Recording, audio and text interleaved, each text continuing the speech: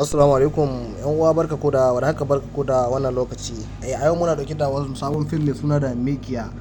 Wannan fim ne yana da kyau sosai, ga wanda bai kalle shi ba ya kamata ya biyo mu daga farko wannan bidiyon har zuwa karshe ta yadda zai samu wannan bayanai namu, ta yadda ya samu fina-finai cikin sauki ba tare da ya saka ta YouTube ba.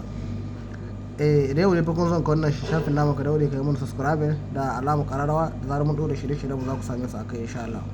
Wannan fim ne na Mikiya yake na wanda an kai muku tallarsa wannan wanda a yanzu haka ya fito kuma yana cikin group namu na VIP kenan wanda za ku samu sababbin fina-finai a kullum. Muna saka guda uku a kowace rana. Idan kana buƙatar shiga cikin wannan tsarin namu na VIP kenan insha Allah, za ka yi ɗaukar lambobin mu na WhatsApp wanda za ka iya muna magana a kan lambobin namu kamar da kuke ganin lambobin wasu nan guda uku wanda muke a kan wannan fasta. Idan kana so za ka ɗauka guda daga cikinsu, ko kuma ka ɗauki lamba ta Libya, ko kuma ka ɗauki ta Najeriya, ko ga ta na wadda ta wakilin mu na Niger kenan insha Allah.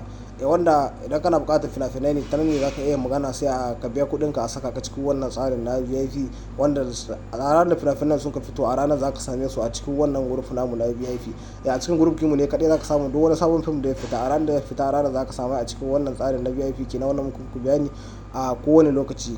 Idan kana buƙatar shiga, za ka iya akwai link da muke sakawa namu na group na Telegram da na WhatsApp wanda za ka iya ɗauka, ko za ka iya shiga a ciki sai ka yi masu adamin magana, ko kuma ka ɗauki lambar mu sai ka taɓa mu ta WhatsApp. Akwai lamba ta Libya wanda za ka iya ɗauka da za ka yi magana kenan, zan gaya ma yadda za ka biya kuɗin ka ko ci ƙasa kake.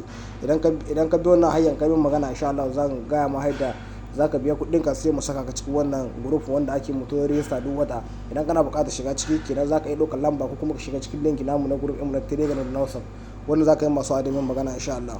Kar ku manta ku mun subscribe da alamar kararrawa da zarar mun ɗora shirye-shiryen mu za ku same su a kai insha Allah.